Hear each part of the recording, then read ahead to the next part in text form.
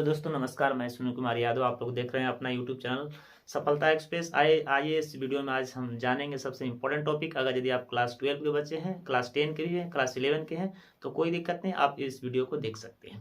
आज का जो वीडियो होने वाला सबसे इंपॉर्टेंट होने वाला है। तो अगर यदि इस वीडियो को आप देख रहे हैं तो वीडियो को थोड़ा भी स्किप मत कीजिएगा, वीडियो को लास्ट तक वॉच कीजिएगा, क्योंकि लास्ट तक करेंगे तो समझ में आएगा। मैं बता देना चाहता हूँ कि इस वीडियो में हम क्या चीज़ के बारे में जानेंगे। इस वीडियो में हम लोग दो टॉपिक को कवर करेंगे। पहला टॉपिक होगा टर्नर सिंड्रोम किसे कहते हैं, और दूसरा होगा डाउन सिंड्रोम किसे कहते हैं। इन दोनों टॉपिक के बारे में हम लोग विस्तार से जानेंगे इस वीडियो में। तो आप लोग मेरे साथ वीडियो में लास्ट तक बने रहिएगा और देखिएगा कि टर्नर सिंड्रोम किसे कहते हैं और डाउन सिंड्रोम किसे कहते हैं। तो आइए, ज़्यादा हम वीडियो को लंबा नहीं करेंगे और ज़्यादा समय भी नहीं लेंगे, वीडियो को स्टार्ट करते हैं। सबसे पहले हम लोग जानेंगे दोस्तों, टर्नर सिंड्रोम किसे कहा जाता है। यानी जो टर्नर सिंड्रोम होता है, इसे हम इसकी परिभाषा क्या होती है या किसे कहा जाता है, ये बहुत ही इंपॉर्टेंट टॉपिक है।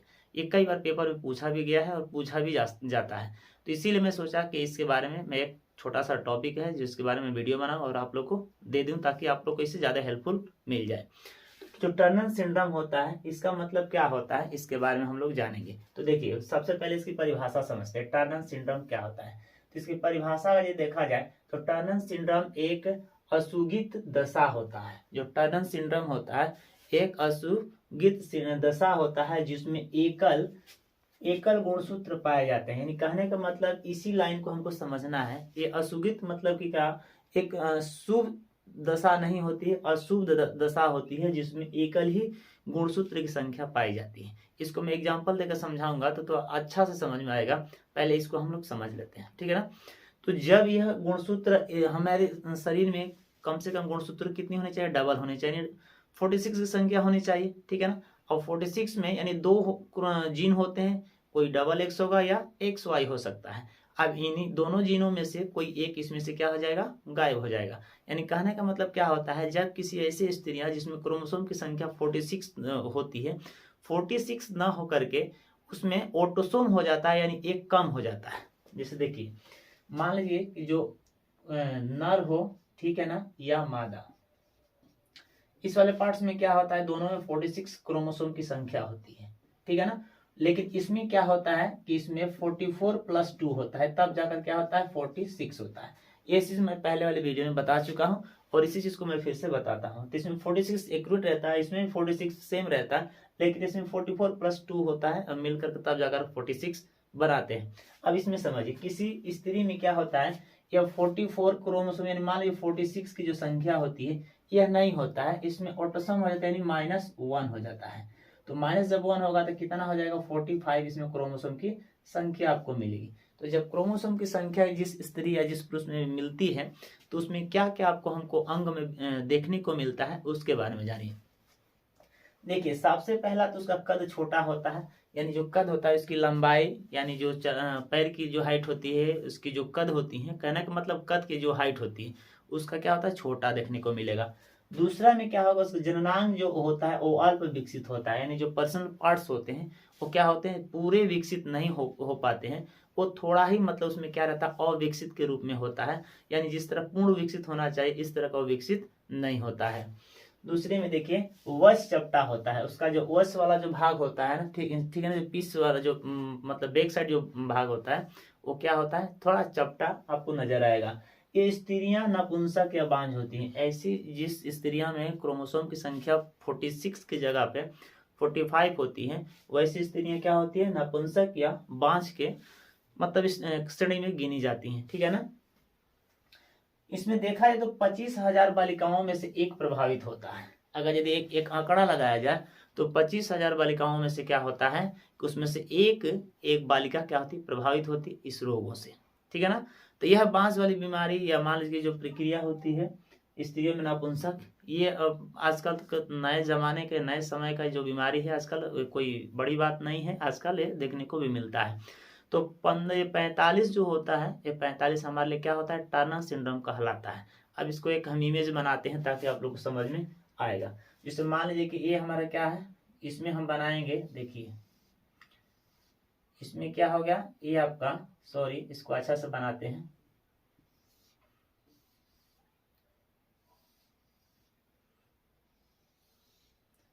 ये देखिए हमारा एक क्रोमोसोम हो गया। फिर इसी के साथ हम क्या बनाएंगे, एक और बनाएंगे और एक क्रोमोसोम बनाएंगे।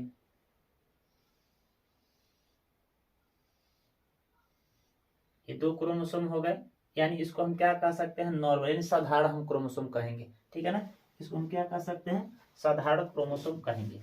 अब इसी चीज को हमको समझना है। इसमें पूरा कंफर्म कितना है, 46 है। जो क्रोमोसोम की संख्या कितनी है इसमें, 46 है। अब यहीं पे एक इमेज बनाऊंगा, उसमें आप लोग को बताना है। देखिए इसमें जो प्रक्रिया होगी, इसमें देखिए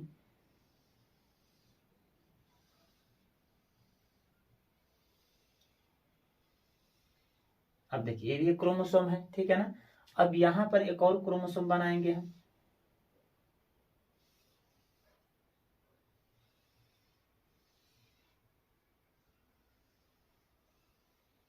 देखिए अब 2 क्रोमोसोम इसी के जैसे है ना, तो इसमें 46 होंगे, लेकिन हम पहचानेंगे कैसे। अब देखिए इसको हम क्या करेंगे, एक वाले पार्ट्स को हटा देंगे। यानी कहने का मतलब कि एक वाला पार्ट्स इसमें नहीं रहेगा, और इसी वाले पार्ट्स को हम क्या कहते हैं, 45 क्रोमोसोम की संख्या पाया जाता है। यानी कहने का मतलब कि यहाँ पर देखिए इसमें पूरे इसके दोनों भाग जोड़े जोड़े में है, लेकिन इसमें नीचे वाले भाग क्या है, जोड़े में है, लेकिन ऊपर वाला एक भाग इसमें नहीं है। इसे ही कहा जाता है टर्नर सिंड्रोम। यानी कहने का मतलब इसमें 46 ना होकर के इसमें 45 आपको क्रोमोसोम की संख्या मिलेगी। और जिस स्त्री में क्रोमोसोम की संख्या 45 मिलती है, तो उसमें ये आपको देखने को स्पष्ट आपको मिलेंगे। जितने उसमें मतलब कि अंग जो होते हैं अविकसित दिखाई देंगे, और ये पूरा आपको देखने में नजर आएगा। तो ये प्रक्रिया होती है टर्नर सिंड्रोम के बारे में। आई होप कि टर्नर सिंड्रोम क्या होता है, इसकी परिभाषाएं क्या होती है, इस चीज को आप लोग अच्छा से समझ लिए हैं। अब हम चलते हैं दोस्तों, अगला हमारा क्या टॉपिक था। अगला टॉपिक ये था कि डाउन सिंड्रोम किसे कहा जाता है, उसके बारे में जानते हैं।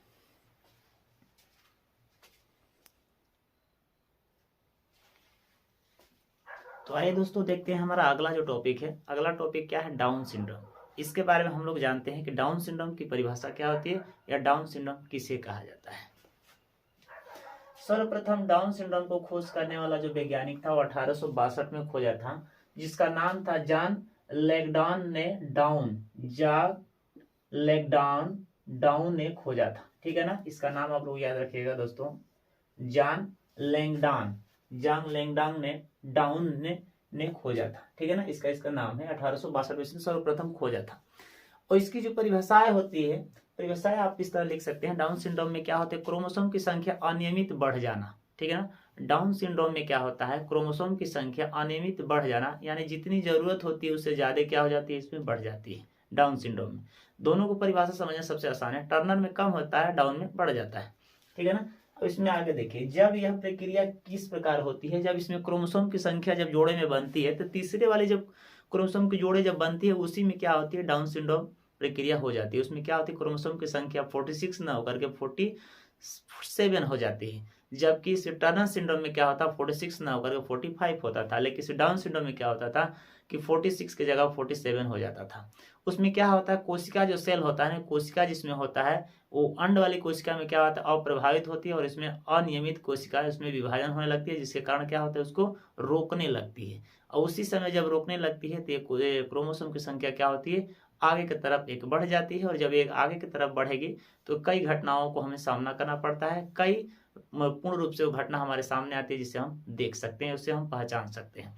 तो आइए जानते हैं कि मतलब कौन सी वो मतलब की घटना है जिसमें क्रोमोसोम की संख्या 47 हो जाती है। तो कौन कौन से अंग हमको अविकसित के रूप में दिखाई देते हैं, या ज्यादा विकसित रूप में दिखाई देने लगते हैं।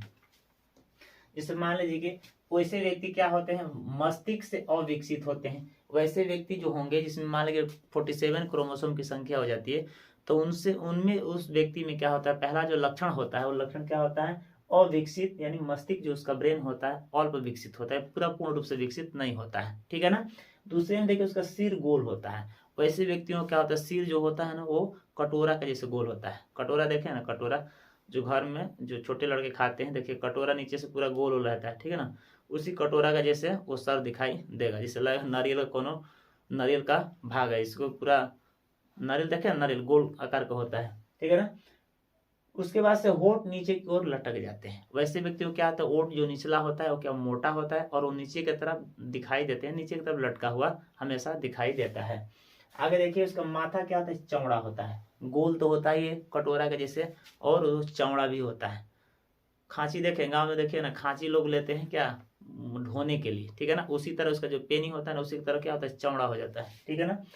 त्वचा खुरदुरी होती है, उसकी जो त्वचा होता है, जो स्किन होता है ना, वो क्या होता है, खुरदुरी, यानी मुलायम नहीं आपको दिखाई देंगे, वो खुरदुरी तरफ के दिखाई देते हैं। उसमें मतलब कि जैसे आप इसे खरोचिए ना, उसमें से लगता है कि उसमें एक रास्ता के जैसे बन जाता है, ठीक है ना, खुरदुरी दिखाई देगा, खुरदुरी, ठीक है ना। आंखें तिरछी दिखाई देंगी। वैसे व्यक्तियों क्या होती है, जो आंखें होती हैं वो तिरछी, पलके उसमें क्या होती है, सूजा हुआ दिखाई देता है, पलके सूजा हुआ, और आंखें क्या होती हैं, तिरछी उसमें दिखाई देती हैं। मुंह हमेशा क्या रहता है, खुला हुआ दिखाई देता है। वैसे व्यक्तियों का मुंह हमेशा क्या खुला ही रहेगा, क्योंकि नीचे वाला ओठ है तो नीचे लटक जाएगा, तो मुंह तो हमेशा इस तरह खुला ही दिखाई देगा, ठीक है ना। तो वैसे व्यक्तियों क्या होता है, मुंह हमेशा खुला रहता है। वैसे पुरुष क्या होते हैं, नपुंसक होते हैं। वैसे पुरुष को आप लोग हमेशा देखिएगा क्या होता है, नपुंसक होता है। अब यहाँ पर दो चीज समझने वाली बातें हैं दोस्तों, कि डाउन सिंड्रोम पुरुष में पाया जाता है और टर्नर सिंड्रोम स्त्री में पाया जाता है, ठीक है ना। डाउन सिंड्रोम किस में पाया जाता है, पुरुष में, और टर्नर सिंड्रोम स्त्री में पाया जाता है, ठीक है ना। ये दो चीज आप लोग याद रखिएगा। तो इसमें जो पुरुष होते हैं नपुंसक होते हैं, जबकि उसमें भी क्या होता है, जब कम होगा तो उसमें भी नपुंसक ही स्त्रियां होती हैं। इसको दूसरे भाषा में हम कह सकते हैं, दूसरे शब्दों में मंगोलिक को बेवकूफी भी कह सकते हैं, मंगोलिक बेवकूफी या मंगोलियन जड़ता के नाम से भी जानते हैं। कभी कभी ये शब्द पूछा भी जाता है दोस्तों, कि मंगोलियन जड़ता क्या है या मंगोलिक बेवकूफी क्या है, ठीक है ना। इस चीज को आप लोग जानेंगे। तो इसी को दूसरे शब्दों में क्या कहा जाता है, मंगोलियन जड़ता या मंगोलिक बेवकूफी के नाम से जानते हैं। तो आई होप कि दोस्तों ये दो पॉइंट्स आज हम इस वीडियो में कवर किए, जिसमें हमारे टर्नर सिंड्रोम और डाउन सिंड्रोम, ये दो पॉइंट आपको क्लियर हो गए होंगे और अच्छा से समझ में आ गया होगा कि मतलब इसमें किस प्रकार की प्रक्रियाएं होती हैं, डाउन सिंड्रोम में क्या होता है, और उसके बाद से टर्नर सिंड्रोम में क्या प्रक्रिया होती है। तो इसमें एक काम एक में ज़्यादा होता है। तो बस दोस्तों इस वीडियो में बस आज इतना ही जानेंगे। फिर अगले वीडियो में मिलेंगे एक नया टॉपिक और एक नया रोमांचक वीडियो के साथ, जिसमें आप लोग को सबसे इम्पोर्टेंट होगा। और बस आज के वीडियो में इतना ही जानेंगे, फिर अगले वीडियो में मिलते हैं। तब तक के लिए मुझे इजाज़त दीजिए। जय हिंद, जय भारत।